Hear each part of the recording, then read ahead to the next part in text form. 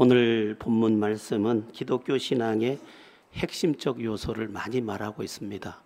오늘 본문은 바울의 설교의 한 부분인데 자칫 읽다가 보면 그냥 지나기가 쉬운 곳인데 자세히 보면 굉장히 중요한 가르침을 이 메시지 안에 담아서 우리에게 소개하고 있음을 보게 됩니다.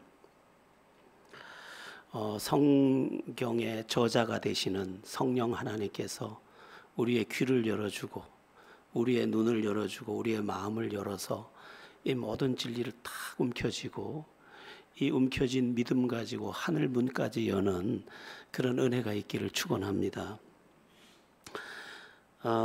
드리고 싶은 말씀이 많기 때문에 본문을 바로 보겠습니다.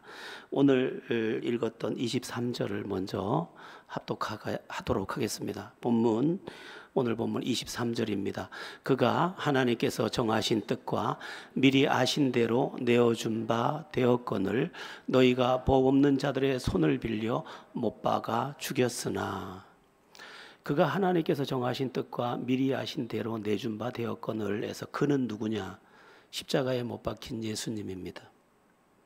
십자가에 못 박힌 예수님은 자기의 제자였던, 당신의 제자였던 가룟 유다에게 팔리고 또 그 당시 종교 지도자들이었던 대제사장과 서기관들에게 거짓 고발을 당해서 비참한 십자가의 형을 당하게 되었습니다.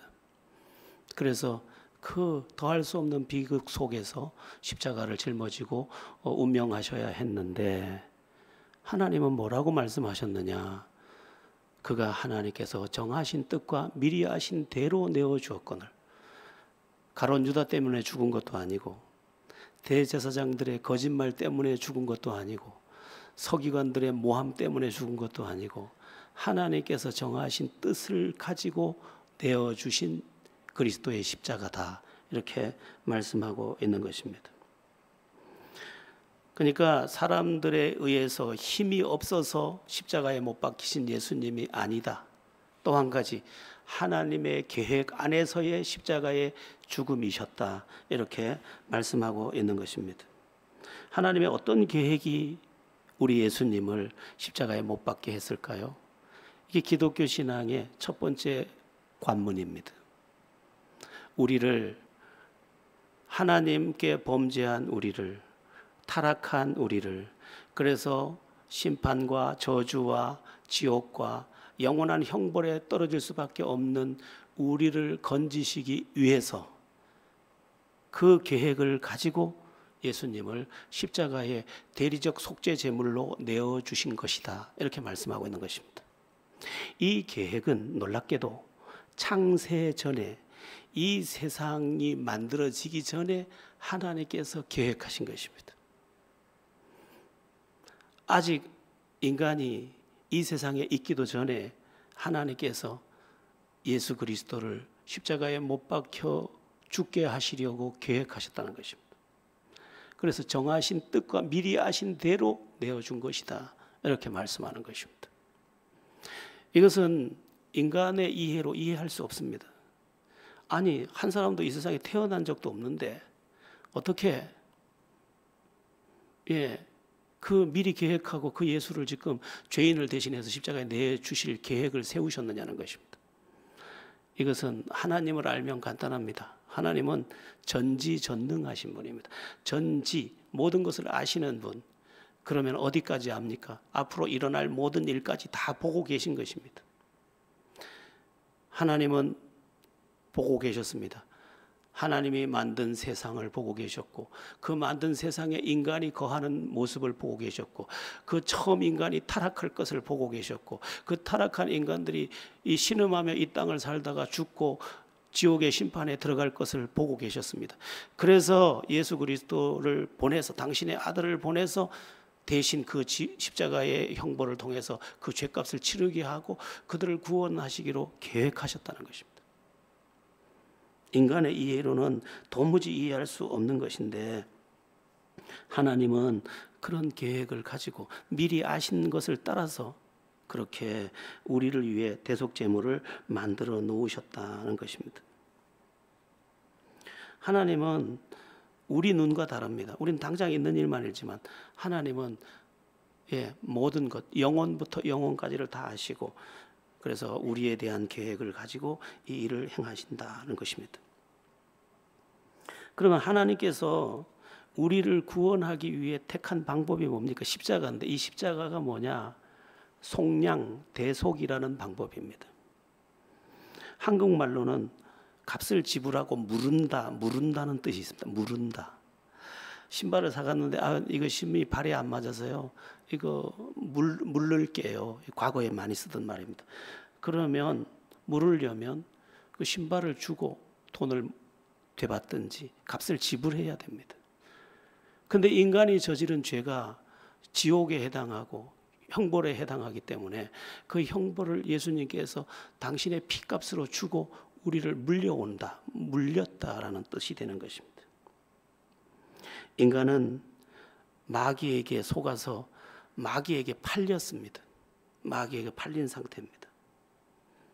그 레위기 25장에 보면, 이 부분에 보면 이 설명이 좀 나오는데, 어떻게 나오냐면, 어떤 사람이 어떻게 살다가 보니까 형편이 어려워서 자식도 노예로 팔고, 종으로 팔고, 부인도 종으로 팔고, 땅도 팔고, 또 자기도 팔렸습니다.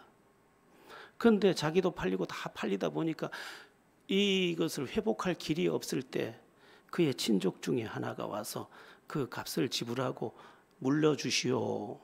그러면 그 값에 상응한 값을 지불하고 물러서 그들을 다시 집으로 데려오고 자유자가 되게 하는 원리와 같습니다. 인간은 마귀에게 속아서 모든 것을 팔아버렸습니다. 하나님이 주신 낙원이라고 부르는 에덴이라고 부르는 낙원도 팔아버렸고, 자기 생명도 팔아버렸고, 행복도 다 팔아버렸고, 자유도 다 팔아버렸습니다. 그래서 마귀가 인간의 주인이 돼서 마귀의 종로로 타는 인생이 되게 만든 것입니다. 인생은 이것을 벗어나려고 지금도 여러 가지 방법을 쓰고 있지만 불행을 결코 벗어나지 못한 채 오늘도 돈을 갖고도 스스로 목숨을 끊는 그런 비극 속에 거하기도 하는 것입니다. 자, 우리 한번 마귀에게 속아서 낙원도 잊어버리고 모든 것을 잃어버리는 창세기 3장 19절 한번 보겠습니다. 창세기 3장 17절부터 19절까지의 말씀입니다. 창세기 3장 17절에서 19절, 여기를 봐야 됩니다. 저 뒤에 있는 청년, 여기를 봐야 됩니다. 창세기 3장 17절에서 19절 우리 함께 천천히 합독해 보겠습니다. 아담에게 이르시되 내가 내 아내의 말을 듣고 내가 내게 먹지 말라 한 나무의 열매를 먹었은즉 땅은 너로 말미암아 저주를 받고 너는 내 평생에 수고하여야 그 소산을 먹으리라. 땅이 내게 가시덤불과 엉겅퀴를 낼 것이라. 내가 먹을 것은 밭의 채소인즉 내가 흙으로 돌아갈 때까지 얼굴에 땀을 흘려야 먹을 것을 먹으리니 내가 그것에서 취함을 입었음이라. 너는 흙이니 흙으로 돌아갈 것이니라 하시니라. 마귀에게 낙원도 뺏기고, 그 생명도 이제 흙으로 돌아가서 생명도 뺏기고 하나님께 물려받은 모든 것들을 다 빼앗기게 됐습니다.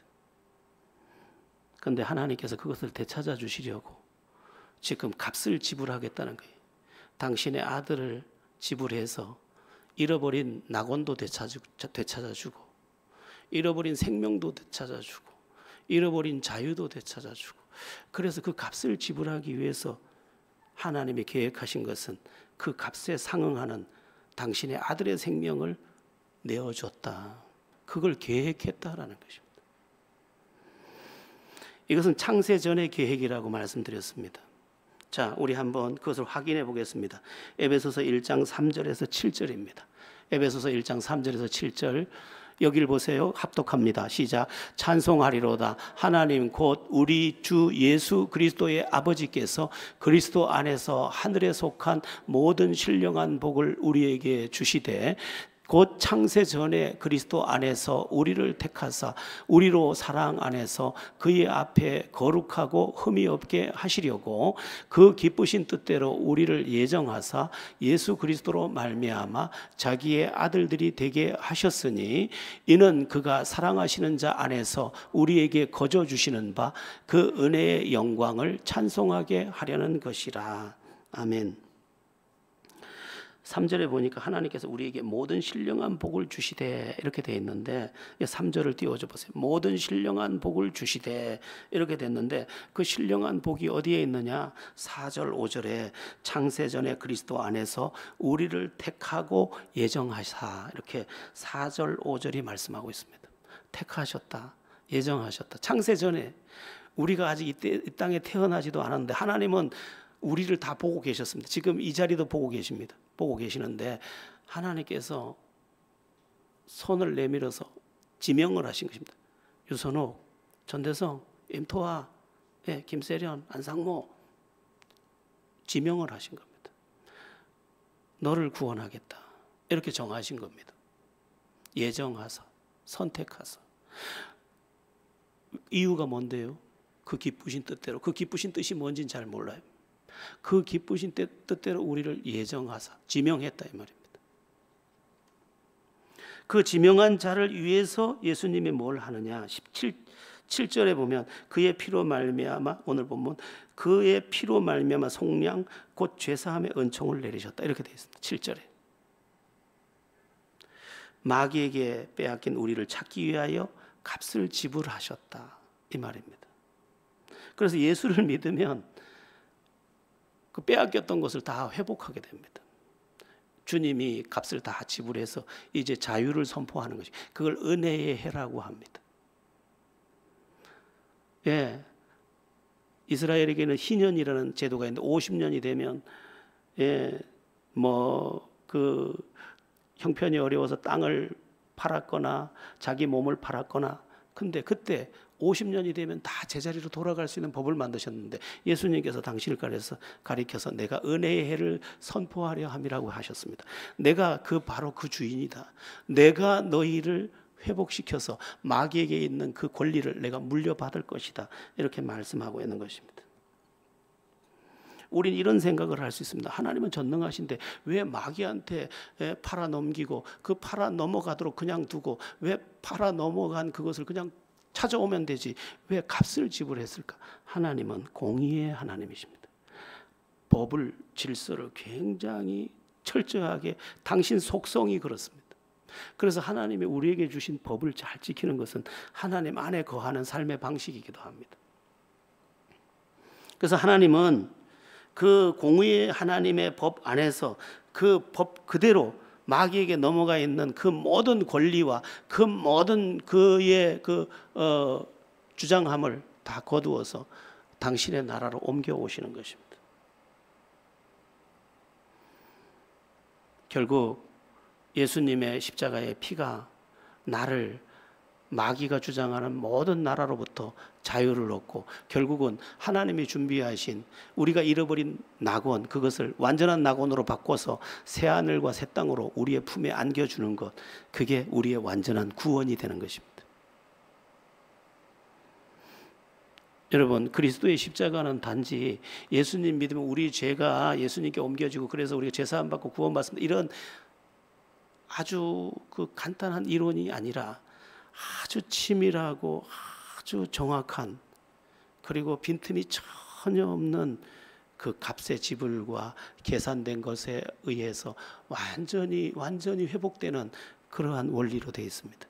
여러분, 우리가 천국에 들어가는데 그냥 막 들어가겠습니까? 예수 믿기만 하면 제사함 받고 구원받, 맞습니다. 맞는데 거기에는 치밀한 하나님의 한치의 빈틈도 없는 하나님의 갚으심과 하나님의 그 무르기 위한 값을 지불한 것에 대한 완전한 그 해결이 있었기 때문에 우리가 예수를 믿을 때 우리의 죄는 예수께로 전가되고 예수의 의는 우리에게 전가되면서 우리가 의롭다함을 얻어서 우리가 빼앗겼던 그 낙원을 이제 완전하게 만든, 그 다시 애통하는 것이나 곡하는 것도 없는, 그 눈물을 다 닦는, 다시 바다도 없는 그 새하늘과 새 땅으로 들어가게 되는 것입니다. 우리가 나로호 발사할 때 그 발사가 미루어지기도 했는데 왜 그렇습니까? 볼트 하나가 뭔가 이상 징후를 나타내서 발사를 못했지 않습니까? 볼트 하나 때문에 이 발사되지 않는 우주선이 있다면 하나님께서 요 하나라도 빈틈이 있으면 우리의 구원에 문제가 있는 것을 아시기 때문에 한치의 오차도 없이, 그래서요 신학을 해보고 공부를 하면 할수록 하나님의 치밀하심을 그냥 소름이 끼치도록 느끼게 됩니다. 아, 빈틈이 하나도 없구나. 계산을 완벽하게 하시는구나. 그리고 마귀도 아무 소리도 못하고 입을 닫을 수밖에 없어. 내가 다 지불했기 때문에 그 손을 놓아라 하면 탁 놓을 수밖에 없는, 그 빼앗았던 모든 것들을 놓을 수밖에 없는, 그래서 그리스도의 십자가가 가장 중요한 첫 출발이 되는 것입니다. 예수님이 내 죄를 대신해서 십자가에 못 박혀 죽은 것을 우리가 마음에 믿으면 죄사함을 받는데, 그 이전에 이러한 엄청난 창세전에 성부, 성자, 성령 하나님이 회의를 하고 그 영원한 회의에서 누구를 선택해서 지명하고, 예수님도 십자가를 질 때 그냥 죽은 게 아닙니다. 하나님께서 지명해 놓은 최하민, 정민상, 이영찬, 내가 너의 죄값을 대신해서 지금 십자가를 진다라고 정확하게 호칭하고 죽은 것입니다. 내가 그냥 죽을 테니 아무나 믿어가지고 아무나 믿어서 어떻게 해서 구원받을 사람 구원받고 이렇게 하질 않았습니다. 우리가 누구를 유치장에서 꺼낼 때 돈을 가지고 가면 그 이름을 대는 것과 똑같습니다. 아무개의 그 벌금입니다. 이게 정확해야 합니다. 그래서 하나님께서 지명해 놓은 그를, 예수님께서 지명하여 그를 대신해서 십자가를 지는 것입니다. 한치의 오차도 없이. 여러분, 그래서 예수를 믿어서 죄사함 받고 구원받은 사실이 내 안에 도착하면 내가 자유를 경험하게 되는 것입니다. 여러분이 십자가를 다시 발견하고 그 안에서 찬송하는 모두가 되기를 예수의 이름으로 바랍니다. 우리가 오늘 두 번째로 주목할 것은 예수님의 부활에 대한 것인데, 본문 24절을 한번 보겠습니다. 본문 24절입니다. 우리 합독해 보겠습니다. 하나님께서 그를 사망의 고통에서 풀어 살리셨으니 이는 그가 사망에 매여 있을 수 없었습니다. 그가, 여기서도 그가 누굽니까? 예수님입니다. 그가 사망에 매여 있을 수 없었습니다. 예수님이 부활하셨다라는 것입니다. 여기 풀어낼 수 없었다, 풀어낼 수 없었는데 풀어내셨다 할 때 이 사망의 고통이라는 이 단어를 보니까 사냥꾼이 포위해서 덫을 놓고 아무도 끊을 수 없는 줄로 묶어놓은 상태를 말합니다. 아무도 이 죽음을 스스로 이게 끊고 풀러서 죽음의 무덤을 깨칠 수 있는 사람은 없는데 하나님께서 살리셨다, 이렇게 말씀하고 있습니다. 중요한 것은 예수님의 부활이 우리에게 주는 의미입니다. 의미. 여기서 부활을 말하는데 예수님의 부활이 주는 의미가 뭐냐? 그 부활은 나의 부활과 연결된다는 것입니다. 그래서 고린도전서 15장 20절 말씀과 같은데, 고린도전서 15장 20절 우리 같이 한 목소리로 합독해 보겠습니다. 고린도전서 15장 20절입니다. 그러나 이제 그리스도께서 죽은 자 가운데서 다시 살아나사 잠자는 자들의 첫 열매가 되셨도다. 예수님의 부활은 부활의 첫 번째 경우고, 이제 예수님을 믿는 그 사람이 예수님의 부활에 참여하게 되었다, 이 말씀입니다. 여러분, 이 부활은 매우 매우 큰 것입니다. 여러분, 만일 다시 사는 것이 없다면 예수 믿을 필요 사실 없습니다. 다시 사는 것과 영원히 사는 것이 없으면 예수 믿을 필요가 별반 없습니다. 그냥 그 자체로도 많은 은혜가 있지만, 제가 이런 제자 훈련 때 이런 이야기를 했습니다. 기독교인에게 있어서 부활과 영생은 우리의 믿음이 주는 혜택의 90%다. 90%. 우리는 지금 10%를 가지고 이야기하고 있지만 사실은 부활과 영원한 생명에 대한 하나님의 약속의 그 크심이 90%가 넘는다. 근데 우리 90% 제쳐놓고 예수 안 믿는 사람들도 잘 살기만 하대요. 편안한가 봐요. 여행도 잘 가대요. 이렇게 이야기하지만 그거 아닙니다. 더 중요한 건 내가 오늘 밤 죽어도 천국에 갈 수 있느냐, 그리고 내가 그리스도와 연합하여 다시 살아날 수 있느냐, 이게 더 큰 문제입니다. 여러분, 인생은요 금방입니다. 제가 예언 하나 할까요? 여러분 100년 안에 다 죽습니다. 예외가 없습니다. 모두가 죽을 것입니다. 저도 가끔은 나도 몇 걸음이나 남았을까 하고 생각을 합니다. 내 인생이 몇 걸음이나 남았을까? 여러분, 인생은 그렇게 길지 않습니다. 우리 어머님들 생각해 보십시오. 여러분들의 어머니가 여러분의 나이였던 때가 엊그제 같죠.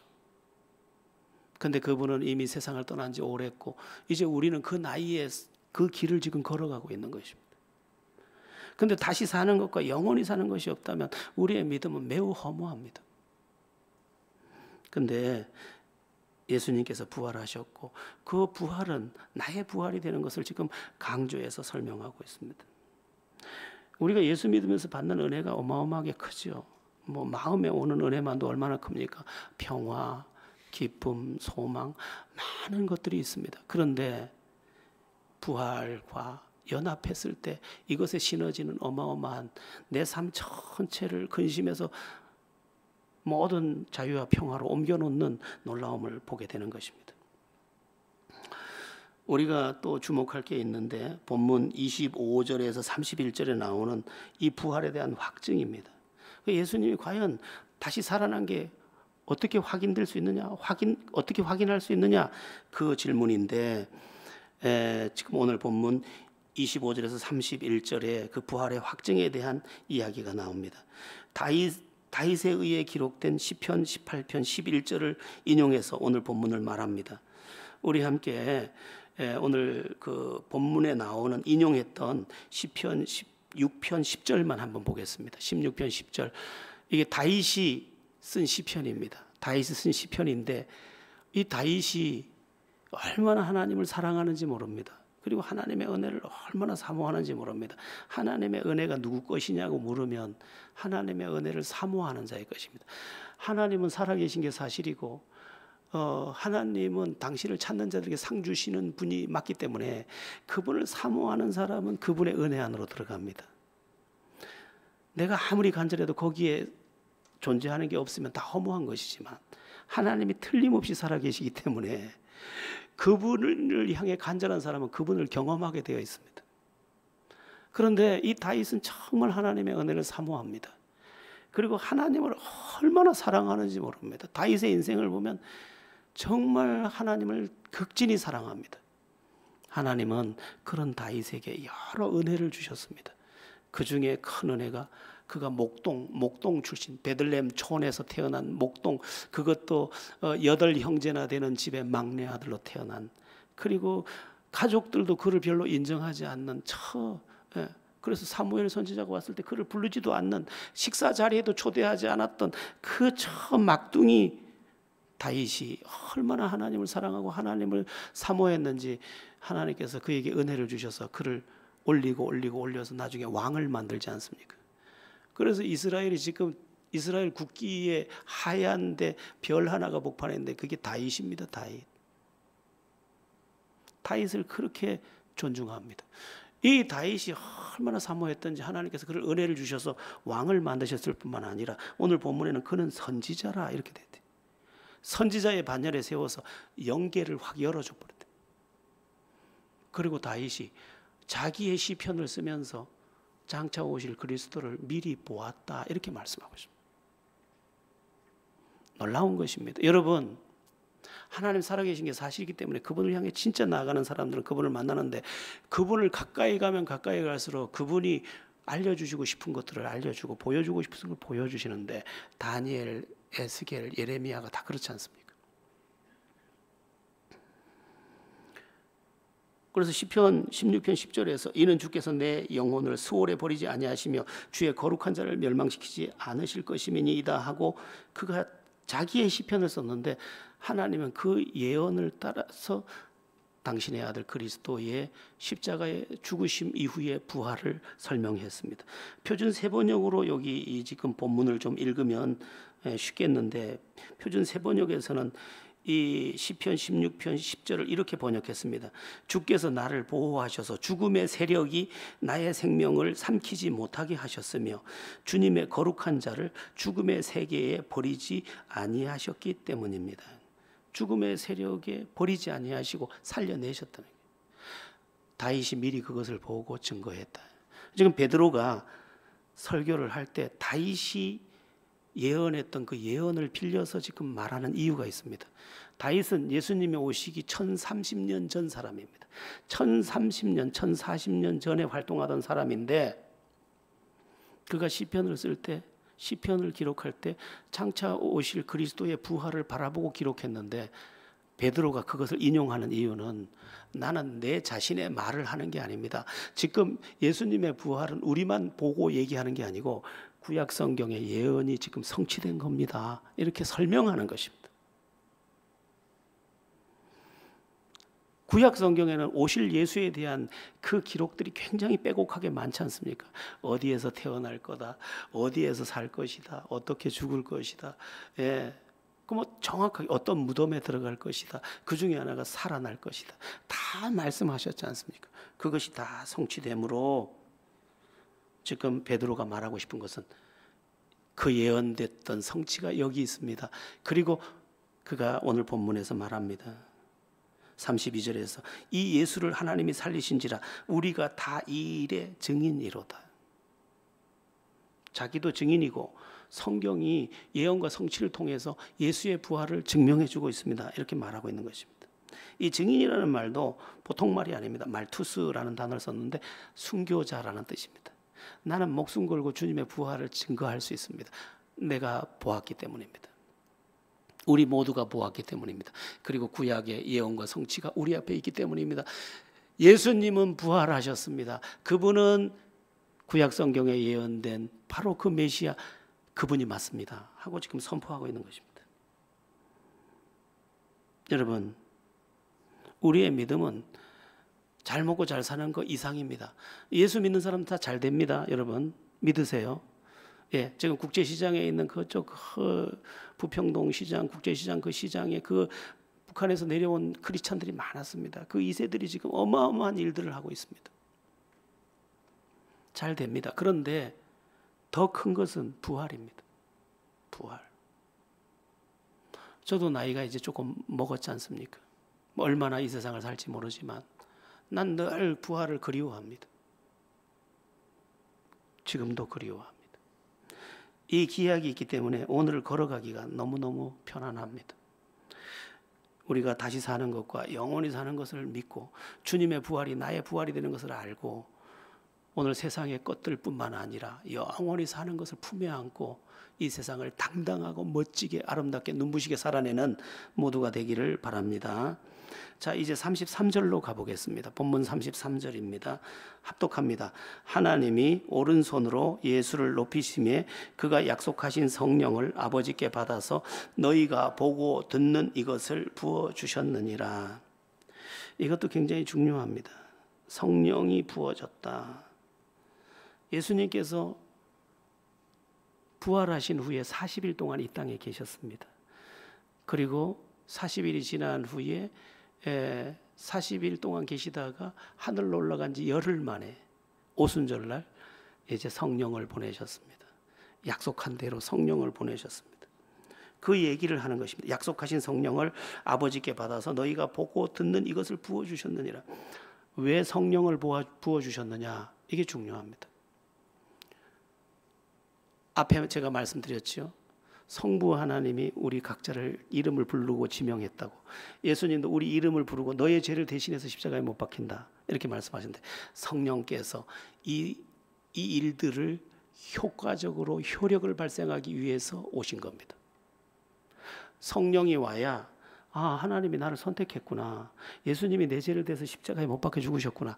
이것을 알아보게 되기 때문에. 믿음은 그냥 우리가 여러분 어떻게 안 믿어집니다, 여러분. 2000년 전에 십자가에 못 박힌 예수가 나와 무슨 상관이에요? 그래서요, 이런 말을 하기도 해. 2000년 전에 골고다 언덕에서 십자가에 못 박힌 유대 청년이 나와 무슨 상관이냐. 이런 책도 있습니다. 그렇게 보면 그렇게 얼마든지 볼 수 있어요. 그런데 성령께서 알게 해주셔서 성령이 주시는 은혜 안에서 보니까 하나님이 창세전에 나를 구원하기 위해서 나를 선택하고 예정하셨네. 그 다음에 예수님께서 나를 지명해서 내가 너의 죄를 대신해서 내가 너 대신 저주를 가져간다 하고 십자가에서 내 저주를 가져가셨네. 그 사실이 믿어지고 깨달아지고 인정되게 하시는 역할을 위해서 성령이 오신 것입니다. 그러니까 성부, 성자, 성령 삼위일체 하나님이 다 동원되어서 우리를 구원하기로 회의하셨는데 그 역할을 분담하셨습니다. 성부 하나님은 예정과 선택, 성자 예수님은 대속, 우리를 그 죄에서 물르기 위해서, 죄에 팔려간 우리를 무르는 그 죄값을 지불하는 지불자로, 성령은 이 사실을 믿게 하는 역할로. 그래서 지금은 뭘 하고 있습니까? 성령이 지금 여기 지금 전부 한 사람 한 사람에게 지금 성령께서 예수 믿어야 된다. 그가 너의 죄를 대신한 것이다. 그 유대 청년의 죽음이 아니고 너의 죄를 대신한 죽음이라는 것을 계속해서 말하고 있는데, 이게 우리 청년들에게 들리기가 그렇게 힘들고 우리 이 다음 세대들에게 들리기가 그렇게 어려우니까, 이게 안 들리니까, 이게 안 믿어지니까 믿음 안에 거하지 못하고 오늘도 그냥 딴 생각하고 딴짓을 하고 이 은혜의 혜택 안으로 들어가지 못하는 것입니다. 그래서 저도 이 자리에 설 때 제가 간구하고 올라오는 것은, 성령님, 내가 뭘 하겠습니까? 그냥 나는 전달하고 말할 뿐인데, 전달하고 말하는 메신저로 서 있는 저조차도 너무너무 부족하고 허물 많고, 그래서 이 주님의 이 거룩한 구원을 전달해 주기가 제가 역부족입니다. 제가 오늘 아침에 저기 와서 기도를 하는데 이상한 생각이 막 떠올랐어요.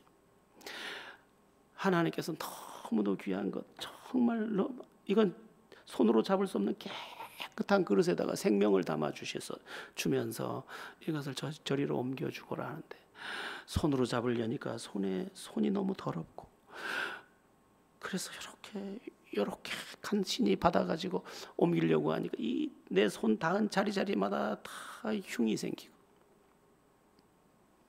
내가 그 자격이 안 됩니다. 그래서 저기 한참을 앉아 있었어요. 나 같은 죄인이 주님이 하는 일을 회방을 할지언정 주님의 일을 내가 하겠다고, 불가능할 것 같아.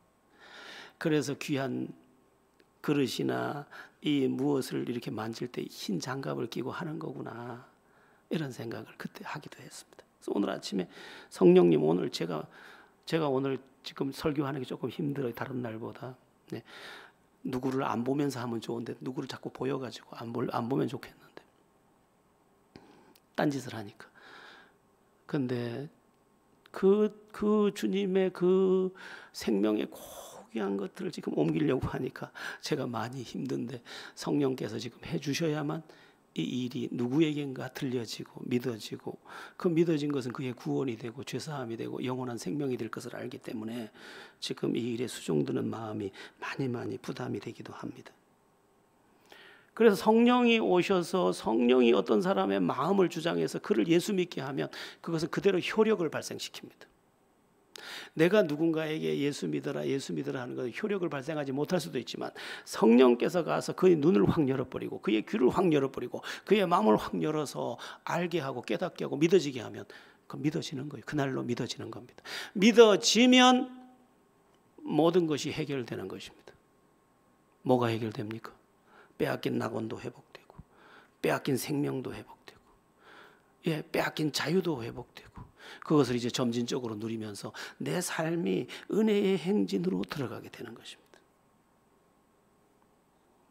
참 이상합니다. 이 성령이 와서 그렇게 은혜를 줘서 그를 구원하면 그의 가치관과 사고방식과 모든 것이 다 바뀌게 됩니다.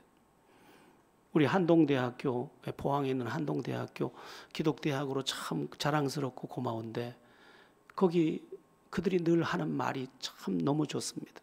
이 크리스찬만 할 수 있는 말이에요. 공부해서 남주자, 공부해서 남주자, 공부해서 남주자. 얼마나 좋은 슬로건인지 모릅니다. 성령이 와서 이제 복된 게 뭔지를 또 가르쳐 주는 겁니다. 예수를 알아보게 하고 복된 삶이 뭔지 알아보게 하고. 여러분, 크리스찬은 이상해요. 나에게 좋게 안 하고 너에게 좋게 자꾸 하려고 합니다. 너에게 좋으면 돼. 내가 조금 불편해도 돼. 성령이 와서 복된 짓을 자꾸 가르쳐 주는 거예요. 우리가 왜 그런 거 해야 되는데 싫어. 이게 세상이.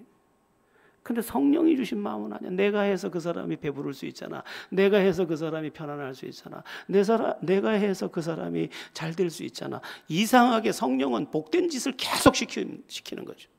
믿음을 주고 복된 짓을 하게 하고 아름답게 하고 눈부시게 하고.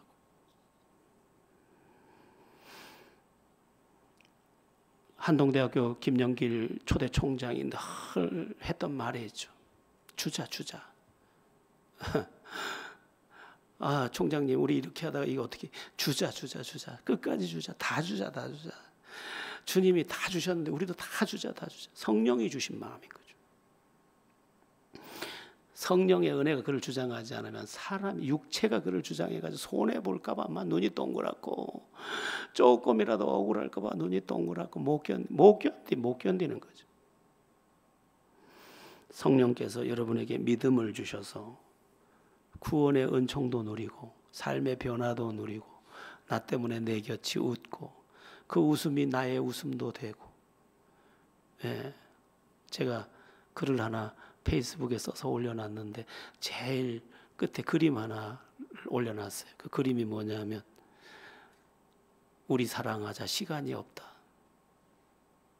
시간이 없어요.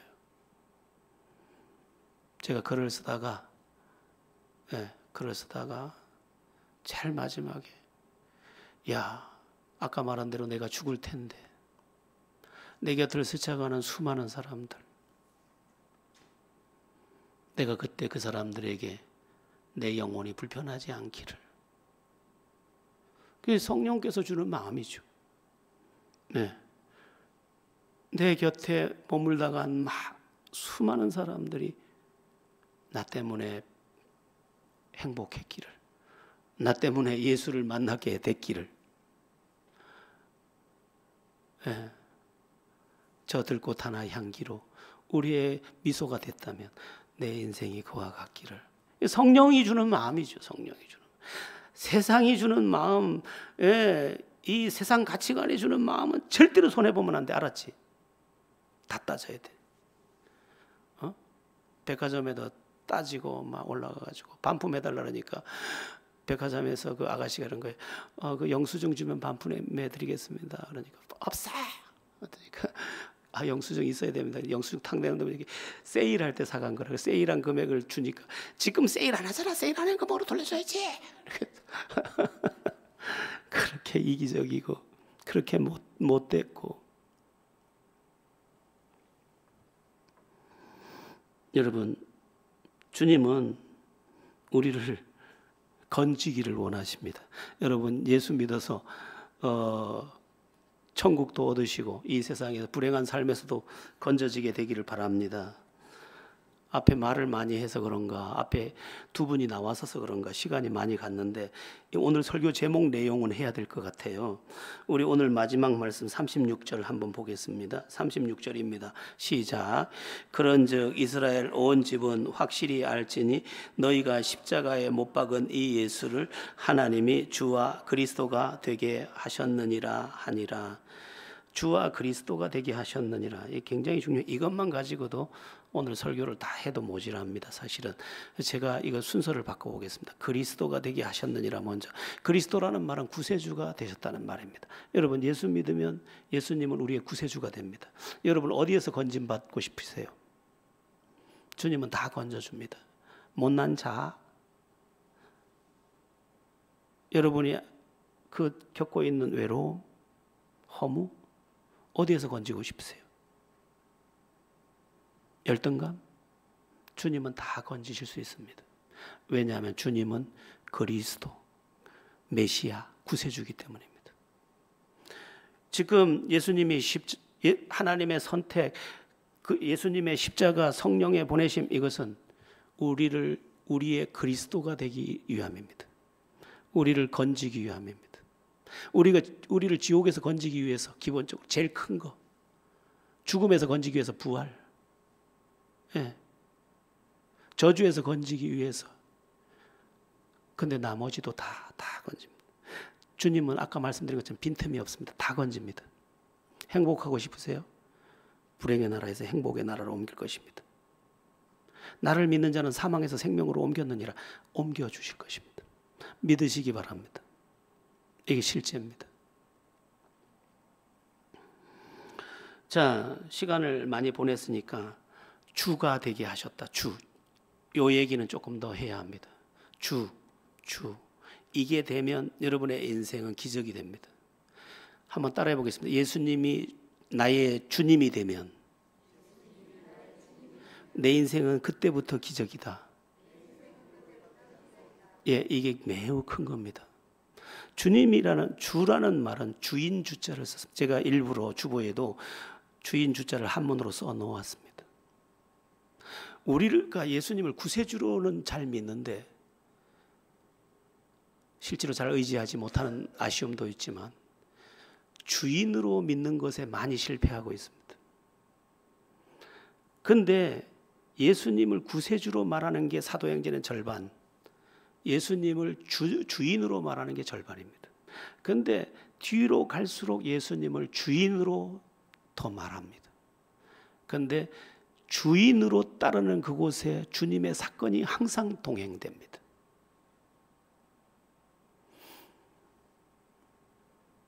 대학생 선교의 창시자인 국제대학생 선교회 설립자 빌 브라이트 박사의 비전이라는 책이 있습니다. 거기 보면 어마어마한 기적이 아주 빼곡하게 기록되어 있습니다. 뭐 어느 대학에 복음을 전도하러 갔는데 그날에만 3,000명 정도가 죄사함을 받습니다. 구원의 은총을 누리고 성령도 체험하는 놀라운 일이 일어납니다. 대학생 선교회 국제본부가 필요해서 기도했는데 하나님께서 어떤 호텔을 주셔서 그 호텔을 리모델링해서 국제본부로 지금까지 사용하고 있습니다. 어마어마한 기적이 그들이 가는 곳마다 나타났는데 그 대학생 선교회의 핵심 신학이 뭐냐?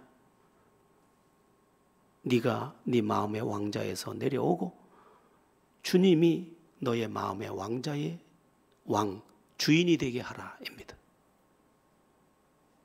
그래서 네가 주인 된 삶에서 내려오고 주님이 네가 주인님하고 따르는 그 주인이 진짜 네 인생의 주인이 되게 해라. 주님이 무엇을 원하시든 그대로 순종하는 삶을 시작해라. 그 다음은 내가 한다는 것입니다. 그래서 요한복음 2장에 물이 변하여 포도주 되는 것, 요한복음 9장에 맹인이 눈을 뜨게 되는 것, 베드로가 누가복음 5장에서 그물을 던져서 그물이 찢어지도록 물고기를 잡는 것, 그 배후에 뭐가 있었느냐? 예수님이 주인 된 사건이 있었습니다. 예수님이 주인이 되자 세상의 바다도 굴복을 하는 거예요. 물도 변해버리는 거예요. 맹인이 눈을 뜨는 거예요. 모든 것이 다 바뀌어버리는 거예요. 지금 우리의 심각한 문제가 뭐냐? 내가 내 인생의 주인 된 채로 주여 주여 말만 하고 있다는 거죠. 여기에 우리의 실패가 있습니다. 그래서 저는 오늘 생각했습니다. 주님, 내 인생도 이만큼 왔는데 다시 시작합니다. 주님이 이제 다시 제 인생의 주인입니다. 제가 예수님을 처음 믿고 영접할 때 그 가졌던 주님은 나의 주인이라고 고백했던 그 주님을 내가 다시 내 인생에 시작합니다. 여러분, 인생은 시행착오가 너무 많습니다. 우리가 꾀스러워도 다 오류가, 어떤 길은 사람이 보기 옳으나 필경은 사망의 길이에요. 내가 살기 위해 간 그 길이 죽음의 길일 경우가 더 많습니다. 그런데 시행착오가 전혀 없으신, 이 우주를 이렇게 정밀하게 설계하셔서 운행하시는 그 완전하신 주님께서 우리의 주인이 되셔서 내 인생을 경영해 가신다면 나의 삶은 그분의 계획과 그분의 뜻 안에서, 그분의 권능 안에서 그분의 뜻을 이루는 기적이 될 것입니다. 우리에게 필요한 것, 그래서 자꾸 내 생각이 내 주인 되고 내 욕심이 내 주인 되고 심지어 죄가 내 주인 되고 나쁜 습성이 내 주인 돼서 나를 움직이는 것 말고 주님이, 우리가 알고 있는 그 주님이 손을 놓으라면 놓고, 여러분 이렇게 할 수 있습니까? 네 직장 그만두고 이거 해. 주님이 만약 그렇게 말씀하셨다. 그럼 그거 놓을 수 있습니까? 그걸 놓는 사람. 주님이 주신 그 마음과 그 말씀에 지금 순종으로 반응하는 그 사람. 그는 베드로의 기적을 볼 것이고 요한복음 9장에 운명을 바꾸는 기적을 볼 것이고 요한복음 2장에 본질이 바뀌는 기적을 보게 될 것입니다. 지금 우리의 문제는 입만으로 믿는 거예요. 그래서 천국에 갔더니 두 가지가 떠다니더라잖아요. 입하고 귀때기하고. 하도 많이 들어가. 귀때기가 둥둥 떠다니고 입만 동동동동 떠다니더라고요. 뭐 여러분을 말할 거 없어요. 제가 그런 사람이에요. 이제 말로 그만해야 돼. 주님이 지금 나에게 뭘 원하면 그 어떤 요구든 주님 아멘입니다. 지난학년 목회 그만두고 최하민 청년이 갔던 오만에 가 선교회. 아멘. 그렇게. 그래서 제가 이렇게 말합니다. 주님 말씀하옵소서. 내가 무슨 영화를 보겠다고 주님을 만난 그 가슴 벅찬 날의 그 긴 시간들을 부인한 인생을 살겠습니까?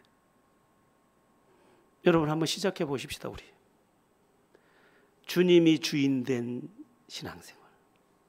하나님은 다 하셨습니다. 성부 하나님의 예정과 선택이 완전했고 그리스도의 속죄의 피에 우리의 죄값이 충분히 지불되었고 성령은 와서 우리에게 말씀하고 계시고 진리를 가지고 증명하고 계신데 우리의 남은 과제 그거 하나, 그분을 그리스도로 주여 나를 건져 주시옵소서 실제로 의지하고 그 다음 그분이 내 주인이 돼서 나를 경영해 가고. 우리 다시 한번 그만 계산이 너무 빨라. 우리 너무 계산이 빨라요. 이렇게 하면 이렇게 될 것 같고 저렇게 하면 저렇게 될 것 같아서 아무것도 못하는, 그만 아무것도 주님께 아무것도 못하는 그런 우리 되지 말고 단 하루를 살더라도 단 하루를 믿더라도 주님이 주인 된 삶, 그리고 그분이 그리스도임을 알고 그분을 의지해서 건짐받는 삶 다 살아내게 되기를 오늘 설교 제목이 여러분에게 도착하기를 예수의 이름으로 축원합니다.